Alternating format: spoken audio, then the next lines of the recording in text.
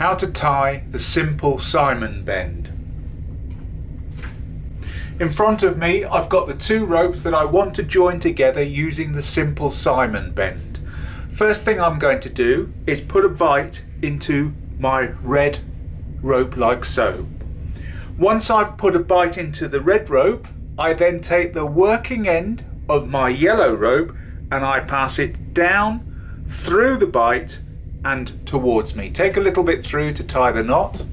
Now that I've taken it towards me, the next thing I'm going to do is I'm going to pass it over everything. So pass it over everything, bring it down underneath everything, and then once we've done that, we then allow it to cross over the yellow rope, going over everything again, and this time we go underneath the red rope and come out alongside the yellow rope at that point there, and there we have it.